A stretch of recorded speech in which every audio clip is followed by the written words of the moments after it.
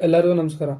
ಇವತ್ತಿನ ಈ ನಮ್ಮ ವಿಡಿಯೋದಲ್ಲಿ ತಳಪತಿ ವಿಜಯ್ ಅವರ ಬದುಕಿನಲ್ಲಿ ಕೆಲವು ದಿನಗಳಿಂದ ನಡೀತಾ ಇರುವಂತಹ ಸಮಸ್ಯೆಗಳೇನು, ಅದಕ್ಕೆ ಕಾರಣಗಳೇನು, ಅದರ ಸೊಲ್ಯೂಷನ್ಗಳೇನು ಅನ್ನೋದ್ರ ಬಗ್ಗೆ ಚರ್ಚೆ ಮಾಡೋಣ ಬನ್ನಿ.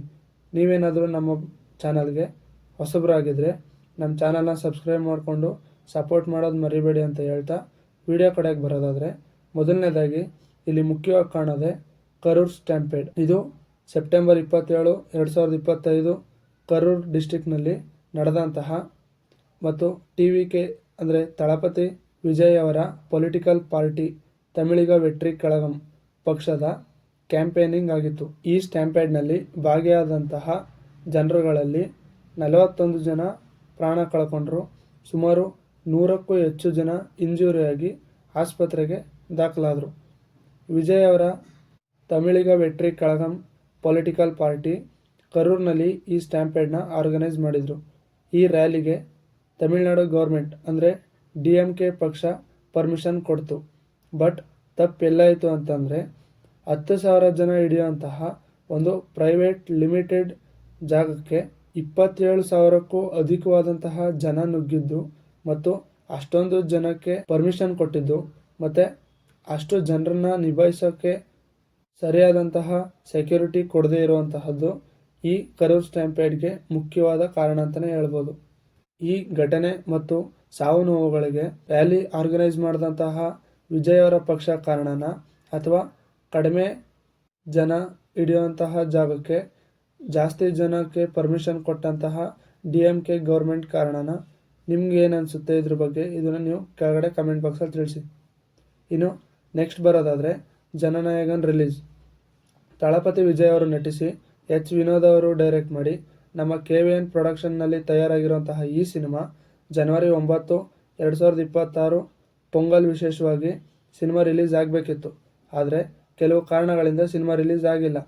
ಸಿನಿಮಾ ತಂಡ ಹೇಳೋ ಹಾಗೆ ಸಿನಿಮಾಗೆ ಸೆನ್ಸಾರ್ ಆಗಿಲ್ಲ, ಸೆನ್ಸಾರ್ ಸಿಕ್ಕಿಲ್ಲ ಅಂತ ಹೇಳಿ ಕೋರ್ಟ್ನಲ್ಲಿ ಸಿನಿಮಾ ತಂಡ ಕೇಸ್ ನಡೆಸ್ತಾ ಇದ್ದಾರೆ. ಸುಮಾರು 2 ತಿಂಗಳುಗಳಾಗ್ತಾ ಬಂದರೂ ಈ ಸಿನಿಮಾ ರಿಲೀಸ್ ಆಗೋ ಯಾವುದೇ ರೀತಿ ಮುನ್ಸೂಚನೆ ಕಾಣ್ತಾ ಇಲ್ಲ. ವಿಜಯ್ ಅವರು ಕೂಡ ಫುಲ್ಲಿ ಪೊಲಿಟಿಕಲ್ ಕೆರಿಯರ್ ಮೇಲೆ ಫೋಕಸ್ ಮಾಡ್ತಾ ಇರೋದ್ರಿಂದ ಈ ಸಿನಿಮಾದ ಬಗ್ಗೆ ಕೂಡ ಅವ್ರು ಅಷ್ಟೊಂದು ತಲೆ ಕೆಡಿಸ್ಕೊಳ್ಳದೆ ಇರೋ ಥರ ಕಾಣ್ತಾ ಇರೋದು ಆಶ್ಚರ್ಯ. ಇನ್ನು ಕೊನೆಯದಾಗಿ ರೀಸೆಂಟಾಗಿ ಕೇಳಿಬರ್ತಾ ಇರೋಂತಹ ಒಂದು ಸರ್ಪ್ರೈಸ್ ಮ್ಯಾಟ್ರ್ ಏನಂದರೆ, ವಿಜಯ್ ಅವರು ಮತ್ತು ಅವರ ಶ್ರೀಮತಿ ಅವರಾದಂತಹ ಸಂಗೀತ ಅವರು ಡಿವೋರ್ಸ್ಗೆ ಅಪ್ಲೈ ಮಾಡಿದ್ದಾರೆ ಅಂತ ಅನ್ನೋದು. 27 ವರ್ಷಗಳ ಸುದೀರ್ಘ ಜೀವನ ನಡೆಸಿದಂತಹ ವಿಜಯ್ ಮತ್ತು ಸಂಗೀತ ಅವರು ಈಗ ಸಡನ್ನಾಗಿ ಡೈವರ್ಸ್ಗೆ ಅಪ್ಲೈ ಮಾಡೋಂತಹ ರೀಸನ್ ಏನು ಅಂತ ತುಂಬ ಕಡೆ ಚರ್ಚೆ ನಡೀತಾ ಇದೆ. ಅದಕ್ಕೆ ಮೂಲಗಳಿಂದ ಕೇಳಿಬರ್ತಾ ಇರುವಂತಹ ಮಾಹಿತಿ ಅಂದರೆ, ಸಂಗೀತ ಅವರು ತಮಿಳುನಾಡಿನ ಒಂದು ಫ್ಯಾಮಿಲಿ ಕೋರ್ಟ್ನಲ್ಲಿ ಹಾಕಿರುವ ಪೆಟೆನ್ಷಿಯಲ್ ಪ್ರಕಾರ ನನ್ನ ಗಂಡ ಒಬ್ಬ ಹೆಸರಾಂತ ನಟಿಯ ಜೊತೆ ಸುಮಾರು ವರ್ಷಗಳಿಂದ ಅಫೇರ್ ಇಟ್ಕೊಂಡಿದ್ದಾರೆ ಅಂತ ಅನ್ನೋದು ಗಾಳಿ ಸುದ್ದಿ.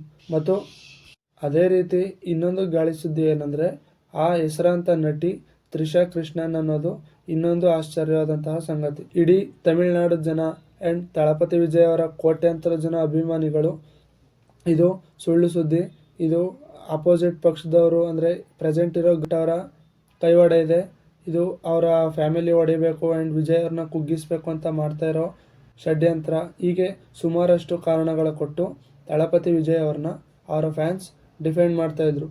ಬಟ್ ಈಗ ಜಸ್ಟ್ ರೀಸೆಂಟಾಗಿ ಅವರು ಒಂದು ವೆಡ್ಡಿಂಗ್ನಲ್ಲಿ ತಳಪತಿ ವಿಜಯ್ ಹಾಗೂ ತ್ರಿಷಾ ಇಬ್ಬರು ಕೂಡ ಒಟ್ಟಿಗೆ ಒಂದೇ ಕಾರ್ನಲ್ಲಿ ಬಂದು ಒಂದು ರಿಸೆಪ್ಷನ್ ಅಟೆಂಡ್ ಮಾಡಿರೋದು ಎಲ್ಲರನ್ನೂ ಸರ್ಪ್ರೈಸ್ ಮಾಡಿದಂತಹ ವಿಷಯ.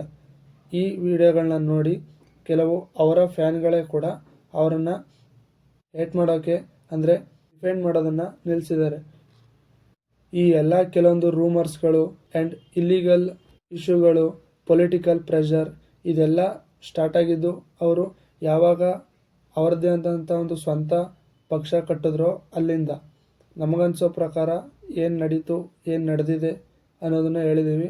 ತಳಪತಿ ವಿಜಯ್ ಅವರ ಮೇಲಿನ ನಿಮ್ಮ ಒಪಿನಿಯನನ್ನು ಕೆಳಗಡೆ ಕಮೆಂಟಲ್ಲಿ ನೀವು ತಿಳಿಸಿ.